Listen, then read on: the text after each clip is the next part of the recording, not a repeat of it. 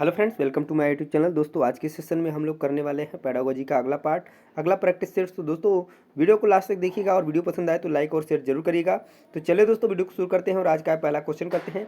तो दोस्तों, आपके सामने रहा पहला क्वेश्चन आज का। तो पहला क्वेश्चन है क्या कि नूर विद्यालय में अपना लंच बॉक्स लाना भूल गई तथा यह कहते हुए तान्या से उसका लंच साझा करने के लिए कहा, तुम्हें आज अपना लंच मेरे साथ साझा करना चाहिए क्योंकि कल मैंने तुम्हारे साथ अपना लंच साझा किया था। तो लॉरेंस कोहलबर्ग के नैतिक विकास के सिद्धांत के अनुसार नूर का कथन डैश अभिविन्यास प्रारूप को अवस्था पर दर्शाता है। तो नूर विद्यालय में अपना लंच जो है कि भूल गई है और वो अपने दोस्त से जो है कि क्या कर रही है, लंच जो है साझा कर रही है, यानी ले रही है। और उसने इसलिए लिया क्योंकि उसने इसके पहले वाले दिन जो है उसको दिया हुआ था। यानी इससे क्या आपको चीज़ें समझ में आ रही हो कि आदान प्रदान किया गया है, ठीक है। और किस अवस्था पर दर्शाता है, तो परंपरागत अवस्था पर दर्शाता है। तो इस क्वेश्चन का राइट आंसर बनेगा आपका ऑप्शन नंबर 4, आदान प्रदान परंपरागत अवस्था पर दर्शाता है। नेक्स्ट क्वेश्चन की बात करते हैं दोस्तों, question number second number question है कि समाज में विभिन्न लिंगों के लिए उपयुक्त मानी जाने वाली प्रारूपिक विशेषताओं के बारे में जन सामान्य की जो अवधारणाओं को क्या कहते हैं। जेंडर विभेदीकरण, जेंडर भूमिकाएं, जेंडर पहचान, जेंडर रूढ़िवादिताएं। तो सिंपल सी बात है कि जो भी समाज में विभिन्न लिंगों के लिए जो उपयुक्त माने जाने वाली जो प्रारूपिक विशेषताएं हैं उनको हम जेंडर रूढ़िवादिताएं जो है कि कहते हैं इन अवधारणाओं को। तो निश्चित रूप से इस क्वेश्चन का राइट आंसर ऑप्शन नंबर 4 बिल्कुल करेक्ट हो जाएगा दोस्तों। अगले क्वेश्चन की तरफ चलिए। अगला क्वेश्चन नंबर 3 कि हाल ही में पाठ्यचर्या में ऐसी कहानियों को शामिल करने के लिए विवेकशील प्रयास किया गया है जिसमें पिता घर के कार्यों में लगा रहता है और माता साहसी गतिविधियों को करती है। यह कदम किस लिए महत्वपूर्ण है।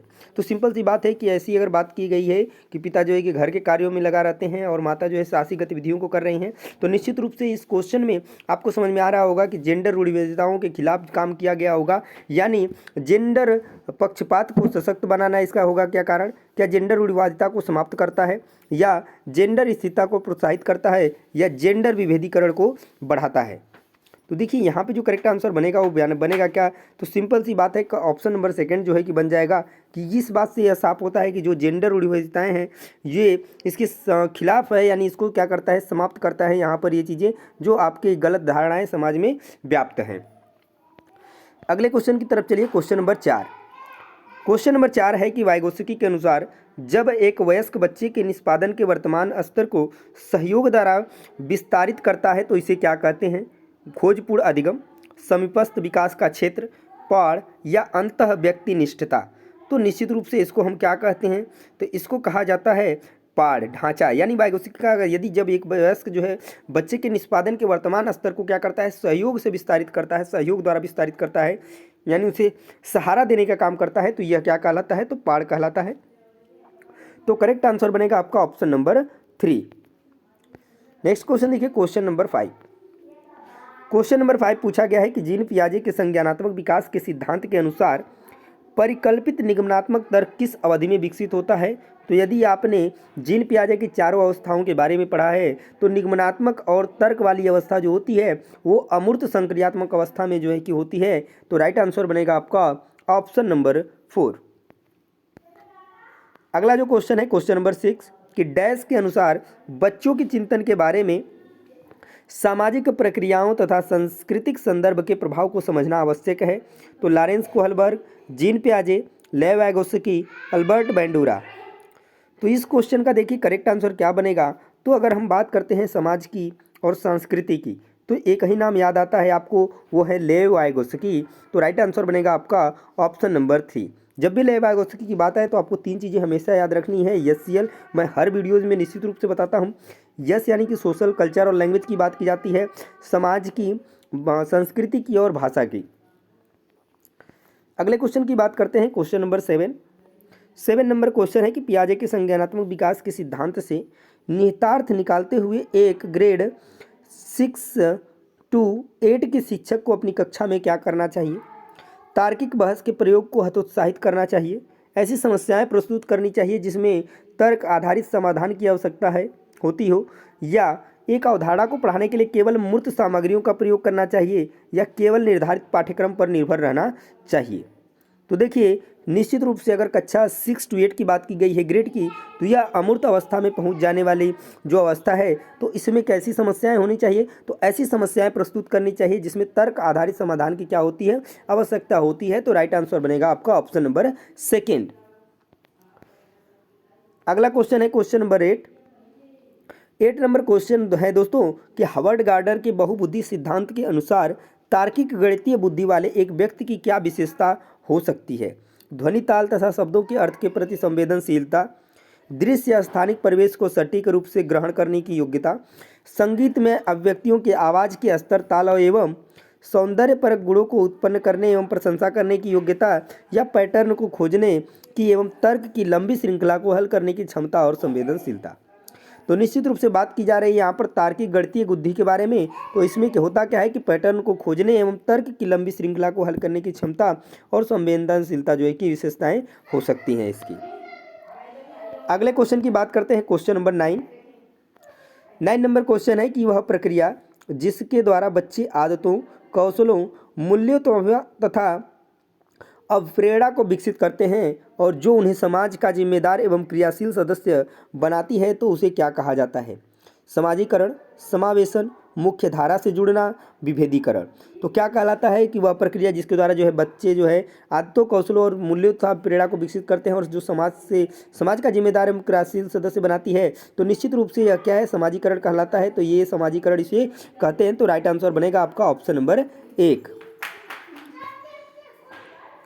अगला क्वेश्चन देखते हैं क्वेश्चन नंबर 10 नंबर क्वेश्चन है कि मानव विकास के संदर्भ में आनुवंशिकता तथा पर्यावरण की भूमिका के बारे में निम्नलिखित कथनों में से कौन सा सही है। क्वेश्चन पॉजिटिव पूछा गया है। तो वैयक्तिक विभिन्नताओं का एकमात्र कारण आनुवंशिकता है, तो बिल्कुल बात गलत है।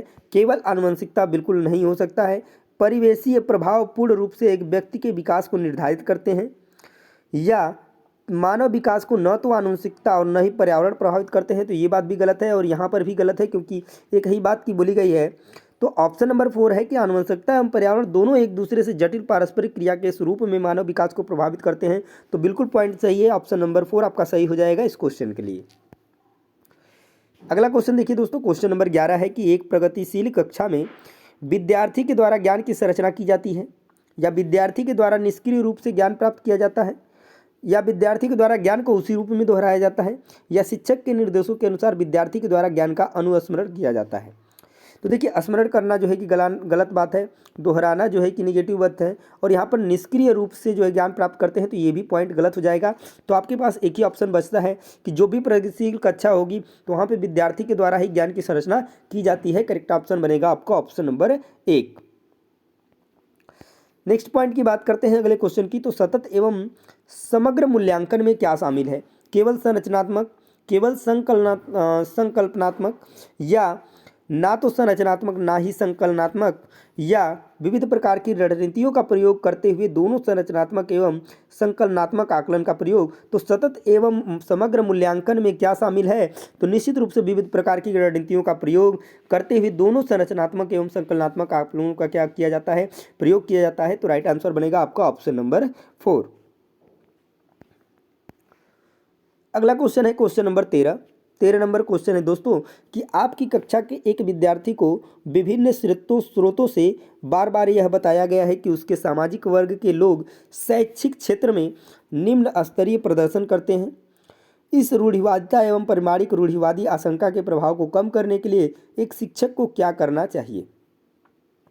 इस प्रकार के सरोकारों को अनदेखा करना चाहिए, या विभिन्न सामाजिक वर्गों के विद्यार्थियों के बीच प्रतियोगिता आयोजित करनी चाहिए, या विद्यार्थी से पढ़ाई छोड़कर किसी अन्य क्षेत्र में शामिल होने के लिए सलाह देनी चाहिए, या विभिन्न सामाजिक वर्गों के रोल मॉडल से संबंधित कहानियों एवं उदाहरणों को प्रस्तुत करना चाहिए। तो निश्चित रूप से देखिए अगर हम बात करें हैं कि ऐसे अनदेखा आप कर नहीं सकते हैं।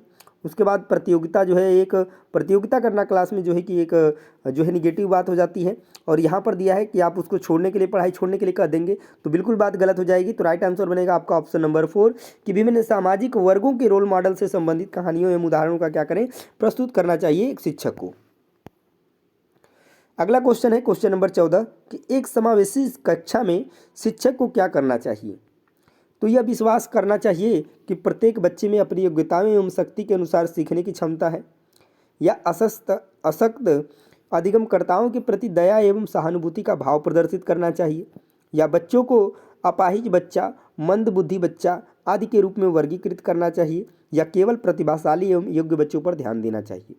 तो देखिए केवल जो वर्ड होता है दोस्तों एक निगेटिव वर्ड है, और प्रतिभाशाली एवं योग्य बच्चों पर हम ध्यान नहीं दे सकते हैं, ठीक है। और बच्चों को अपाहिज मंदबुद्धि आदि के रूप में हम वर्गीकृत नहीं कर सकते हैं। उसके बाद हम क्या यहाँ पर दिया है, अशक्त अधिगमकर्ताओं के प्रति दया एवं सहानुभूति का भाव प्रदर्शित नहीं करना चाहिए। तो हमें निश्चित रूप से समावेशी शिक्षक में कक्षा में शिक्षक को यह करना चाहिए, यानी विश्वास रखना चाहिए कि प्रत्येक बच्चे में अपनी योग्यता एवं शक्ति के अनुसार सीखने की क्या है, क्षमता है। तो राइट आंसर बनेगा आपका ऑप्शन नंबर 1।